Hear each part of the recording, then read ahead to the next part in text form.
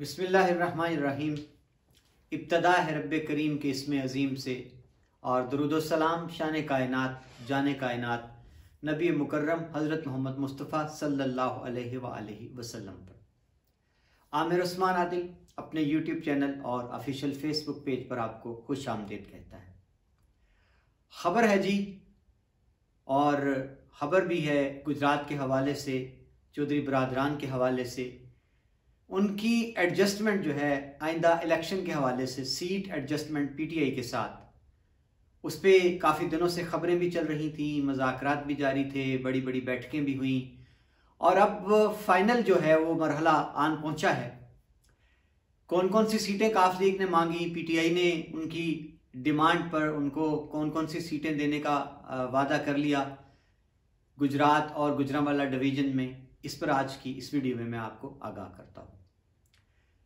नाज़रीन, अभी हाल ही में जब पंजाब में असम्बलियाँ तहलील करने का मामला दरपेश हुआ और उस पर बड़ी गर्मा गर्मी हो गई, गवर्नर पंजाब ने डी नोटिफाई कर दिया परवेज़ इलाही को, फिर अब मामला अदालत में गया और अब अदालत ने 11 जनवरी तक समाअत को मुलतवी किया है और परवेज़ इलाही से ये यकीन दहानी तहरीरी तौर पर तलब की कि आप असम्बलियाँ तहलील नहीं करेंगे जब तक कि आप एतमाद का वोट नहीं ले लेते। कहा यह गया कि काफ लीग राजी तो है इमरान खान के साथ चलते हुए असम्बली को तहलील करने पर, लेकिन वो पंजाब में कुछ मांग रहे हैं। और मांग क्या रहे हैं? आइंदा इंतखाबात में सीटों का तकाजा है कि कुछ ऐसी महफूज सीटें हैं हमारी जिन पर पीटीआई अपने उम्मीदवार हमारे उम्मीदवारों के मुकाबले में खड़े नहीं करेगी, तो फिर हम आपके साथ एक सीट एडजस्टमेंट करने को तैयार हैं। एक इंतहाबी हमारा आपका मुआहिदा हो सकता है, अलायंस बन सकता है, इत्तेहाद हो सकता है। तो इस पर मुज़ाकरात हुए। पीटीआई की जानिब से शाह महमूद कुरैशी थे, फवाद चौधरी थे, पंजाब से मियाँ असलम इकबाल थे और सूबाई वज़ीर कानून राजा बशारत। पीटीआई की जानिब से इन अहम रहनुमाओं ने नुमाइंदगी की, जबकि काफ लीग की जानिब से चौधरी परवेज़ इलाही, मुन्नस इलाही और हुसैन इलाही ने मरकज़ी किरदार अदा किया।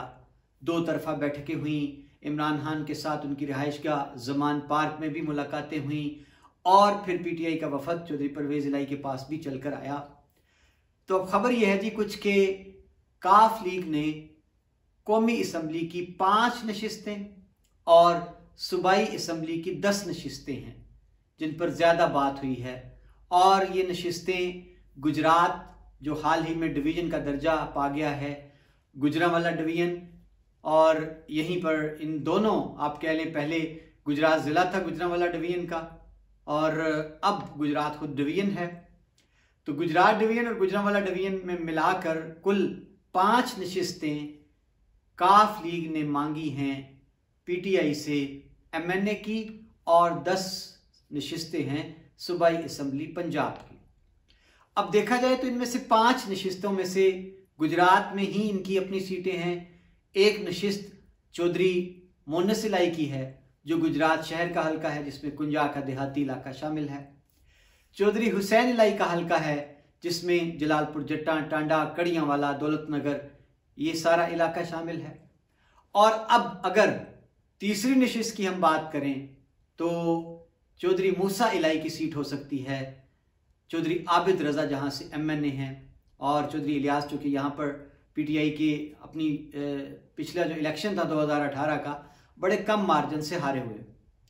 और इमरान खान ने जो एक फार्मूला वज़ा किया था अपनी पार्टी के उम्मीदवारान के लिए मुस्तकबिल के इलेक्शन का, वो बड़ा सीधा साधा था कि जहां जहां पीटीआई का जीता हुआ 2018 का एमएनए या एमपीए है और जिसने रजीम चेंज ऑपरेशन के बाद पार्टी का साथ नहीं छोड़ा, तो ये बात तयशुदा है कि उस हलके से वही आइंदा पीटीआई का उम्मीदवार होगा।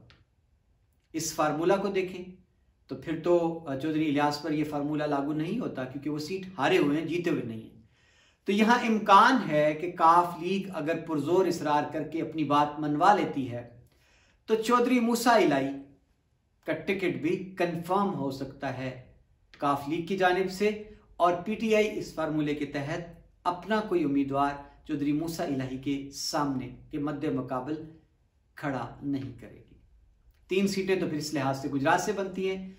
और अब देखना यह है कि बाकी जो 2 नशिस्तें हैं जिनकी बात की गई है गुजरात गुजरांवाला डिवीजन में, तो ये मंडी बहाउद्दीन हो सकता है, क्योंकि वहाँ भी चौधरी बरादरान का एक मजबूत हल्का इंतखाब है, उनकी अजीज़दारी भी है। चौधरी रियाज असगर जो कि बेनोई हैं, वो साबिक ज़िला नाज़िम मंडी बहाउद्दीन भी रह चुके हैं। उनकी बेटी बासमा रियाज चौधरी जो हैं वो MPA हैं।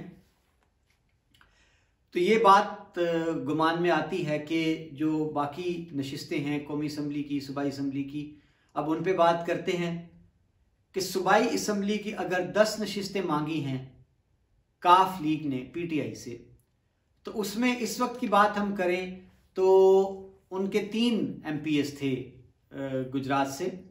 एक चौधरी अब्दुल्ला यूसुफ वड़ाइच थे जिनका हल्का जलालपुर जट्टा और उसके मुल्हिका देहात हैं, जबकि दूसरे MP उनके सादत नवाज अजनाला के भाई हैं चौधरी शुजात नवाज, जिनका हल्का जो है वो हुसैन अलाई की विंग बनते हैं। ये दोनों अब्दुल्ला यूसुफ और शुजात नवाज, तो वो हल्का इनका शुजात नवाज का अजनाला सारा उधर कड़ियाँ वाला टांडा तक फैला हुआ है। तीसरी नशिस्त सूबाई असम्बली की वो चौधरी परवेज इलाही की है, कुंजा वाली। तो इस लिहाज से देखा जाए तो 3 नशिस्तें क्लेम करती है काफ लीग ज़िला गुजरात से। बाकी नशिस्तों की हम बात करें तो वो PTI के पास थी। सराय आलमगीर वाली नशिस्त से चौधरी अरशद PTI के MPA हैं इस वक्त सिटिंग। चौधरी लियाकत भद्र हैं जो कि लाला मूसा वाली नशिस्त पर MPA हैं सिटिंग इस वक्त। और इसी तरह से जोड़ा साहब हैं, वो डिंगा वाली नशिस्त से बन जाते हैं। शहर गुजरात जो है वहाँ से सलीम सरवर जोड़ा PTI के MPA हैं। 4 MPs हैं जिनका ताल्लुक PTI से है सिटिंग, और 3 MPs जो थे वो काफ लीग के हैं गुजरात से, ज़िला गुजरात की, अब तो वो डिवीजन है।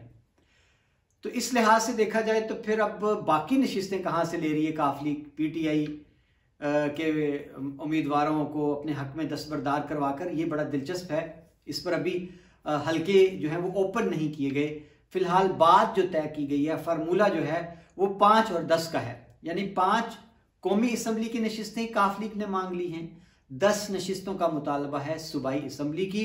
इनमें गुजरात की हम बात करें, इसी तरह मंडी बहाउद्दीन, चूंकि मंडी बहाउद्दीन से जो मोहम्मद हम भट्टी हैं चौधरी परवेज इलाही के प्रिंसिपल सेक्रेटरी, और इससे पहले वो पंजाब असम्बली के सेक्रेटरी थे, उनके भाई साजिद भट्टी जो हैं वो MPA हैं मंडी बहाउद्दीन से। उनकी नशिस्त की बात हो सकती है। बासमा रियाज जो है वो तो मखसूस नशिस्तों पर थी। इसी तरह गुजरात शहर से खदीजा उमर फारूकी, वो भी मखसूस नशिस्तों पर MPA थी काफ लीग की। अब देखना है कि चूंकि वजीराबाद हाल ही में जब गुजरात डिवीजन बनी है तो वजीराबाद को भी ज़िला जो है का दर्जा देकर तहसील से उसको गुजरात डिवीजन का हिस्सा बनाया गया। तो शायद इस बिना पर भी चौधरी बरादरान कुछ और नशिस्तें मांग रहे हैं कि वजीराबाद से भी शायद वो अपने किसी अजीज को या अपने किसी काफ लीग के सरगर्म कारकुन जो हैं या रहनुमा, उनको वो आइंदा अपना उम्मीदवार बना सकते हैं। तो फार्मूला जी बन चुका है तकरीबन। इस पर कहा यह जा रहा है कि इत्तफाक राय हो चुका है। बस अब बाज़ाब्ता ऐलान होगा कि PTI और काफ लीग आइंदा इलेक्शन जब भी होता है उसमें एक दूसरे की एलाई होंगी, और उस फार्मूले के तहत 5 नशिस्तें मिलेंगी PTI को, काफ लीग को कौमी असम्बली की, और 10 नशिस्तें सूबाई असम्बली की। अब नाज़रीन, जिस तरह आगाज में मैंने आपको बताया कि चौधरी मोहन्नस इलाही ने एक बड़ा और इंकिशाफ किया है 2018 के इलेक्शन के हवाले से। उनका यह कहना है कि 2018 के इलेक्शन में मुझे रोका गया इलेक्शन लड़ने से। ये बड़ी हैरत अंगेज बात की है मोहन्नस इलाही ने, और ये बात भी उन्होंने की है Jio TV पर एक इंटरव्यू के दौरान। उनका ये कहना था कि अब उन्होंने वो एक तस्वीर फिर शेयर की है जिसमें देखा जा सकता है कि इमरान खान के साथ चौधरी परवेज इलाही और मोहन्नस इलाही मुलाकात करते हुए नजर आते हैं। इस तस्वीर में दावा यह किया गया है कि अब पहली बार ऐसा हो रहा है कि काफ लीग और PTI, 2 बड़ी सियासी जमातें, सियासी कुव्वतें, आइंदा इलेक्शन के हवाले से एडजस्टमेंट मिलकर कर रही, बगैर किसी तीसरे की तरगीब के, बगैर किसी तीसरी ताकत के। और इसमें मोहन्नस इलाही ने यह फिर कहा कि 2018 के इलेक्शन में जब तीसरा कोई और बीच में बैठा था तो फिर गड़बड़ हुई थी।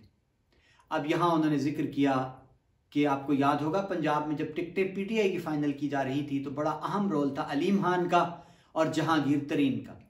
तो मोनस इलाही कहते हैं कि मुज़ाकरात जब चल रहे थे और मैंने जब गुजरात शहर की सीट मांगी तो मुझे कहा गया कि आप इलेक्शन नहीं लड़ सकते। तो मैंने जब बहस की और मैंने मुतालबा किया तो मुझे कहा गया कि आप ज़िमनी इलेक्शन में देखें, अगर आप लड़के आ सके तो बेहतर है। सवाल किया एंकर ने कि कौन था वहां पर। उनका कहना था कि जाहिर है जहांगीर तरीन। तो कुरेद कर सवाल किया गया कि वहां और कौन बैठा था। तो मोनस इलाही ने नाम लिए बगैर ये कहा कि हाँ वो भी वहां पर बैठे थे। अब ये वो भी कौन है, ये समझने वाले समझते हैं, रम्स की बातें हैं जो इशारों कनायों में की जाती हैं। आप बेहतर समझ सकते हैं कि मोनस इलाही का इशारा किस जानिब था। यानी चौधरी मोनस इलाही ने यह तासुर देने की कोशिश की है कि 2018 में जब हमारा एक इंतहाबी इत्तेहाद हुआ पीटीआई के साथ, तो पहली बात तो तय है कि ये अलायंस जो बनाया गया हमारा, इसमें कोई तीसरी कुव्वत मौजूद थी जिसने या तो जामिन का किरदार अदा किया होगा या फिर इनको जोड़ने में अहम किरदार अदा किया होगा। लेकिन मोनस इलाही ने यह शिकवा किया है कि 2018 के इलेक्शन में मुझे इलेक्शन में उतरने ही नहीं दिया जा रहा था। कैसी एडजस्टमेंट थी। और यहां नाज़रीन अब उन्होंने खुलकर कहा कि अब देखें आप कि अब वो तीसरी ताकत या तीसरा उनसर जो है वो अब बीच नहीं है हमारे मज़ाकरात के। तो उन्होंने मोनस इलाही ने जो ट्वीट किया इसको एक खुश आइंद उन्होंने शगुन करार दिया, नेक शगुन करार दिया कि दो सियासी कुव्वतें बैठी हैं सर जोड़कर और इंतहाबी इत्तेहाद गठजोड़ की बात कर रही हैं और ऐसे में कोई तीसरी ताकत उनके बीच मौजूद नहीं है।